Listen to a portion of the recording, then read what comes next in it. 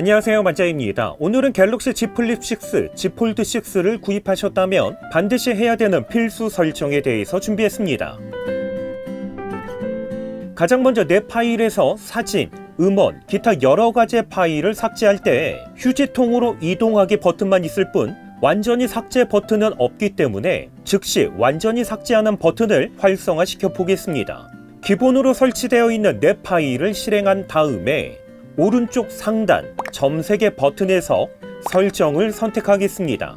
그리고 맨 하단에 있는 내 파일 정보를 선택하겠습니다.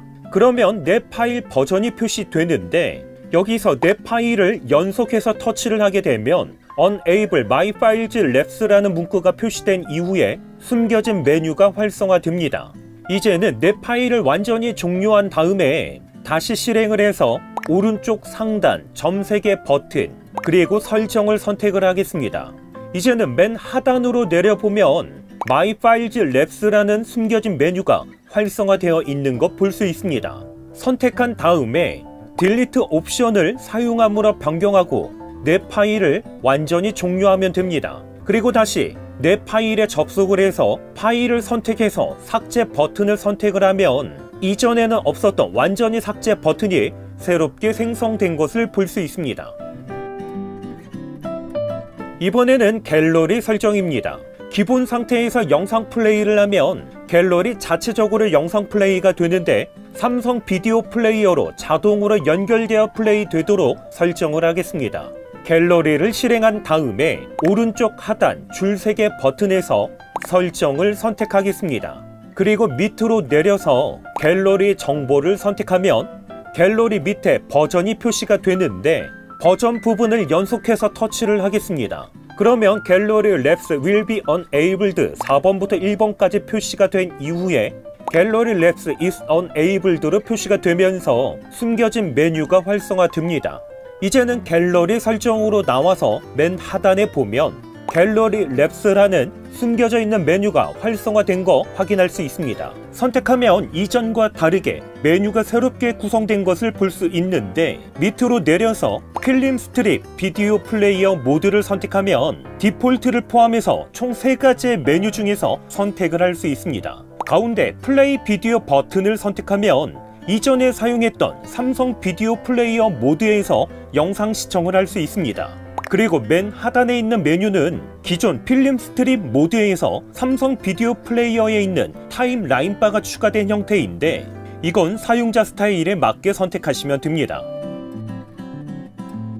갤러리에서 사진, 영상 등을 삭제할 때 완전히 바로 삭제하는 기능이 없기 때문에 휴지통으로 이동하게 됩니다. 하지만 휴지통은 일정 기간 동안 삭제한 파일을 보관하기 때문에 현재 얼마나 쌓여 있는지 휴지통으로 이동해야만 알 수 있다는 번거로움이 있습니다. 그런데 갤러리에서 오른쪽 하단 줄색의 버튼에서 설정, 맨 하단으로 내려서 숨겨져 있는 갤러리 랩스를 선택한 다음에 하단으로 내려보면 휴지통 정보 표기라는 메뉴가 있습니다. 해당 메뉴를 사용함으로 변경만 하면 갤러리에서 사진, 영상 등을 삭제할 때 현재 휴지통에 쌓여있는 삭제 파일 용량이 어느 정도인지 표시가 됩니다. 가장 먼저 설정에 보면 이번에 새롭게 메인 설정으로 추가된 갤럭시 AI 메뉴가 있습니다. 선택하면 통화 어시스트부터 헬스 어시스트까지 다양한 AI 설정 메뉴가 있습니다. 상단에 통화 어시스트를 선택하면 실시간 통역 기능을 사용할 수가 있는데 언어에서는 원하는 언어를 선택하면 해당 언어팩을 다운받을 수 있습니다. 하단에 내 음성 차단을 사용하면 실시간 통역에서 상대방은 통역된 음성만 들을 수 있습니다. 동일하게 밑에 있는 상대방 음성 차단을 사용하면 실시간 통역을 사용할 때 상대방의 음성은 통역된 음성만 들을 수 있습니다. 뒤로 나와서 대화 어시스트를 사용하면 대화 번역부터 문장 스타일 및 문법 기능을 사용할 수가 있는데 대화 번역을 선택하면 표시할 언어 그리고 번역용 언어팩을 선택할 수 있습니다. 참고로 통역 기능은 온 디바이스 기능이기 때문에 네트워크 연결 없이도 사용할 수 있습니다. 그렇기 때문에 번역용 언어팩에서 자주 사용하는 언어팩은 미리 다운받으시는 것 추천드립니다.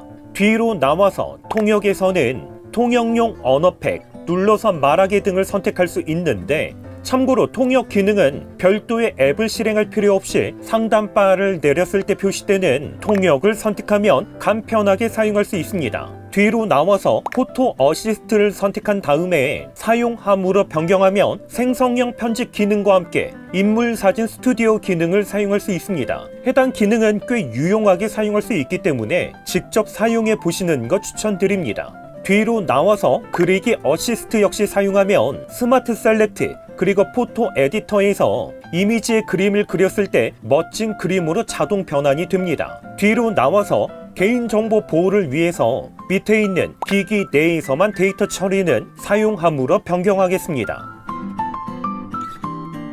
소리 및 진동을 선택한 다음에 하단에 시스템 진동을 선택하면 시스템에서 사용되는 진동의 세기를 설정할 수가 있는데, 이건 사용자에 맞게 선택하시면 됩니다. 뒤로 나와서 밑에 있는 진동 세기에서도 전화, 알림, 시스템, 미디어의 진동 세기를 각각 별도로 설정할 수 있는데 동일하게 사용자에 맞게 선택하시면 됩니다. 다시 소리 및 진동으로 나와서 음질 및 음량 효과에서 돌비 애트모스는 사용하는 것 추천드립니다. 특별히 돌비 애트모스를 선택하면 자동, 영화, 음악, 음성 중에서 선택할 수 있는데 편하게 자동으로 선택하시는 것 추천드립니다. 알림 설정에서 알림 정렬에서는 알림이 표시되는 순서를 중요도 순서로 표시할 것인지 아니면 수신된 시간 순서대로 표시할 것인지 선택할 수가 있는데, 이것도 사용자 선호도에 맞게 선택하시면 됩니다. 밑에 있는 잠금화면 알림을 선택하면 잠금화면 상태에서 알림 수신 여부를 설정할 수가 있습니다. 알림 내용 숨기기를 선택하면 잠금화면 상태에서 알림이 수신됐을 때 단순히 어떤 알림인지만 표시가 되고 알림 내용은 표시되지 않습니다. 반대로 알림 내용 표시를 선택하면 잠금화면 상태에서 알림이 수신됐을 때 내용까지 표시가 되기 때문에 프라이버시를 중요하게 생각하신다면 알림 내용 숨기기, 그렇지 않다면 편하게 알림 내용 표시를 선택하시면 됩니다. 만약 알림 내용 숨기기를 사용하신다면 밑에 있는 잠금 해제 시 내용 표시는 함께 사용하는 것 추천드립니다. 다시 알림 설정으로 나와서 알림 팝업 스타일에서는 알림이 수신됐을 때 표시되는 스타일을 선택할 수가 있는데 간략히 보기와 자세히 보기 중에서 선택할 수 있습니다. 여기서 간략히 보기를 선택하면 간략히 표시할 앱을 선택할 수가 있는데 사용자에 맞게 모든 애플리케이션 또는 특정 앱을 선택하시면 됩니다. 하단에 있는 화면이 꺼져 있을 때에도 보이기를 사용하면 알림이 수신됐을 때 잠금 화면이 아닌 화면이 완전히 꺼져 있는 상태에서도 표시가 되는 반면에 해당 기능을 사용하지 않게 되면 화면이 완전히 꺼져 있는 상태에서 알림이 수신됐을 때 커버 화면에서 표시되지 않습니다. 다시 알림 설정으로 나와서 고급 설정, 그리고 알림 아이콘 표시에서는 알림 아이콘이 표시되는 정도를 선택할 수가 있는데 모든 알림, 최근 알림 3개, 단순히 알림 개수만 표시되는 알림 개수만, 그리고 사용 안함 중에서 선택할 수 있습니다. 이건 사용자에 맞게 선택하시면 됩니다. 밑에 있는 배터리 잔량 표시는 사용하는 것 추천드립니다. 밑에 있는 플로팅 알림을 선택하면 알림이 수신됐을 때 확인하는 스타일, 버블과 스마트 팝업으로 알림 확인 중에서 선택할 수 있습니다. 참고로 스마트 팝업으로 알림 확인은 알림이 수신되면 아이콘으로 표시가 되고 아이콘을 클릭하면 팝업 화면으로 표시가 되기 때문에 별도의 화면 전환 없이 알림 확인이 가능합니다. 다시 고급 설정으로 나와서 하단에 있는 재난 문자에서는 어떤 안내 문자를 받을 것인지 선택할 수가 있는데 이건 역시 사용자에 맞게 선택하시면 됩니다. 디스플레이 설정에서는 가장 먼저 라이트와 다크 중에서 선택할 수 있습니다. 다크 모드를 선택하면 라이트 모드 대비 배터리 절약과 함께 디스플레이를 볼 때 눈에서 느껴지는 피로도 역시 줄일 수가 있습니다. 만약 특정 시간대에만 다크 모드를 사용하고 싶다면 하단에 있는 다크 모드 설정에서 예약 시간의 켜기를 사용함으로 변경한 다음에 일몰에서 일출까지 또는 직접 설정해서 원하는 시간대를 설정할 수가 있습니다. 중간 정도에 있는 더 밝게를 사용하면 최대 밝기보다 화면 밝기를 더 밝게 사용할 수 있습니다. 하지만 그만큼 배터리 소모가 더 많아집니다. 밑에 있는 부드러운 모션 및 화면 전환에서 최적화를 선택해야만 최대 화면 주사율을 사용할 수가 있습니다. 뒤로 나와서 밑에 있는 글자 크기와 스타일, 그리고 화면 크게 작게는 디스플레이에서 보여지는 글자의 크기와 함께 화면의 크기를 변경할 수가 있는데, 이건 사용자 스타일에 맞게 선택하시면 됩니다. 하단에 있는 내비게이션 바에서는 스마트폰 하단에 표시되는 내비게이션 버튼을 항상 표시할 것인지 아니면 숨겨두고 제스처로 사용할 것인지 선택할 수 있습니다. 버튼이 아닌 스와이프 제스처를 선택하면 밑에 있는 옵션 더보기에서 제스처의 민감도를 변경할 수 있습니다. 배터리 설정에서 배터리 보호를 사용함으로 변경한 다음에 선택을 하면 기본, 최적화, 최대 중에서 선택할 수 있습니다. 기본은 배터리가 100% 완충되면 충전을 멈추고 배터리 잔량이 95%까지 내려가면 다시 충전을 하는 방식입니다. 최적화는 위에 있는 기본과 밑에 있는 최대 설정 두 가지를 모두 다 사용하는 설정입니다. 수면 중에는 배터리 충전을 80%까지만 충전을 하고 기상 직전에는 100%로 충전하는 기본 설정으로 전환되는 기능입니다. 마지막으로 최대는 배터리 충전을 80%까지만 충전하는 기능입니다. 아쉽게도 이번에도 최대 95%까지만 충전할 수 있는 기능은 추가되지 않았습니다. 그렇기 때문에 이건 다음번 영상인 배터리 설정에서 자세하게 다루도록 하겠습니다. 이번에는 홈 화면 설정인데, 홈 화면 구성에서는 홈 화면의 스타일을 변경할 수 있습니다.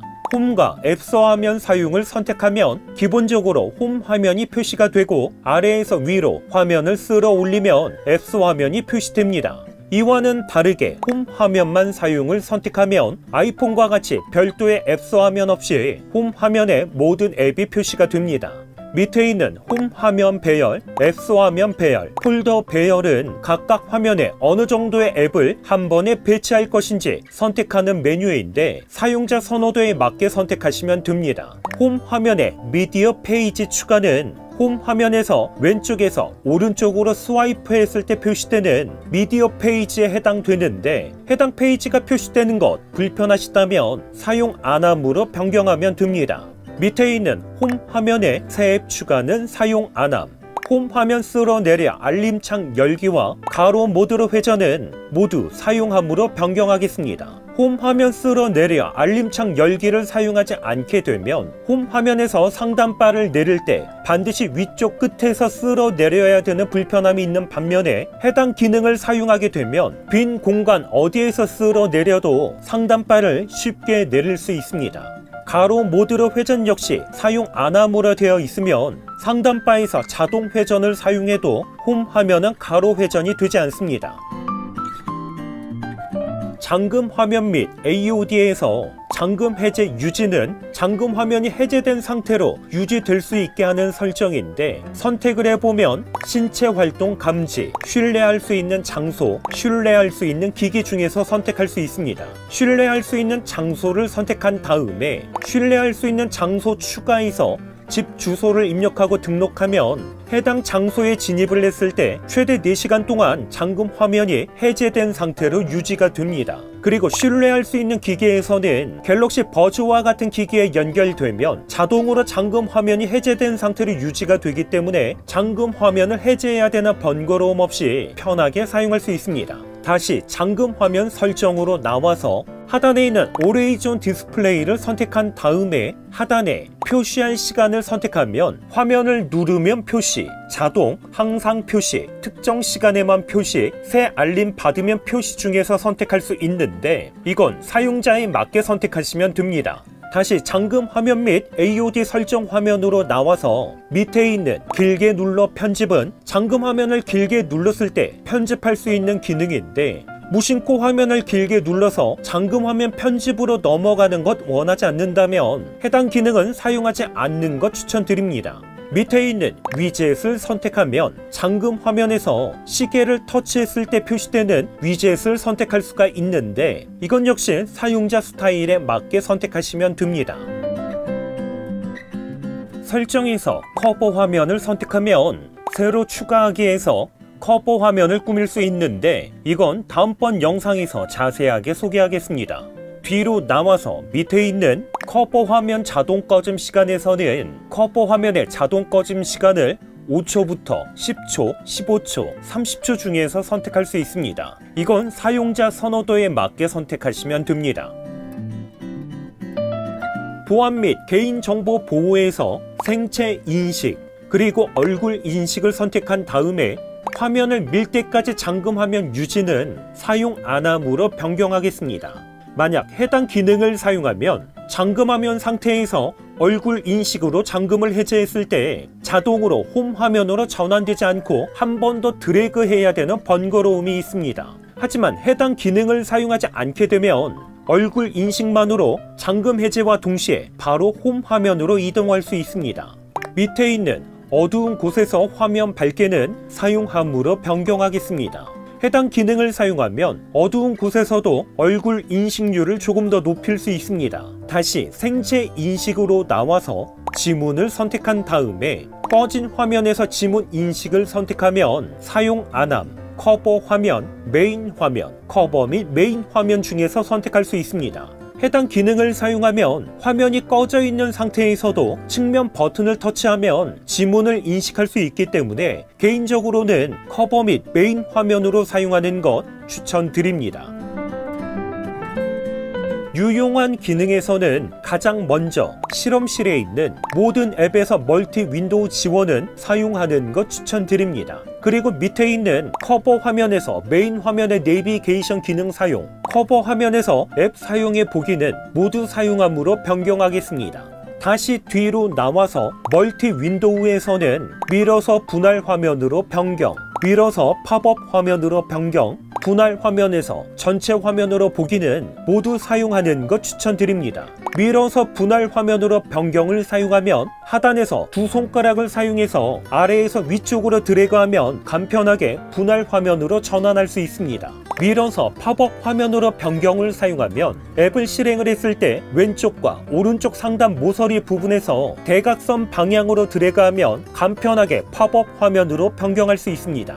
그리고 분할 화면에서 전체 화면으로 보기를 사용하면 분할 화면 상태에서 하단에 내비게이션 바가 자동으로 숨겨지는 반면에 해당 기능 사용하지 않게 되면 분할 화면 상태에서도 내비게이션 바가 숨겨지지 않습니다.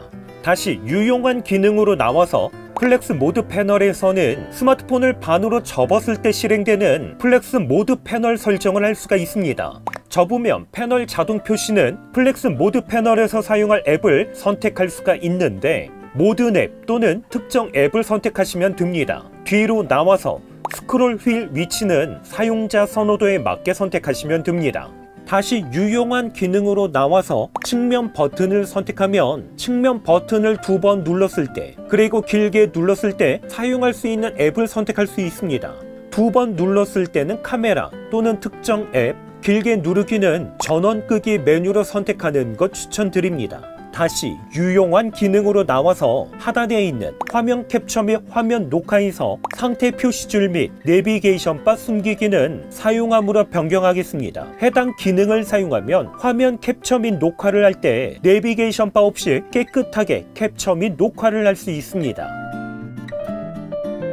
마지막으로 디바이스 케어에서 자동 최적화 그리고 자동으로 다시 시작을 선택하면 필요시 자동 다시 시작과 다시 시작 예약 기능을 사용할 수 있습니다. 두 가지의 기능은 모두 사용하는 것 추천드립니다. 특별히 다시 시작 예약을 사용함으로 변경하면 스마트폰을 재시작할 요일과 시간대를 선택할 수 있는데 하루에 한 번 재시작하는 것만으로도 스마트폰 최적화에 도움이 되기 때문에 새벽 시간으로 설정하는 것 추천드립니다. 이렇게 해서 갤럭시 Z 플립 6, Z 폴드 6를 구입하셨다면 반드시 해야 되는 초기 필수 설정에 대해서 간단하게 소개를 했습니다. 오늘 영상도 끝까지 시청해 주셔서 감사드립니다. 그럼 저는 다음번 영상으로 찾아뵙겠습니다. 이상으로 만장이었습니다.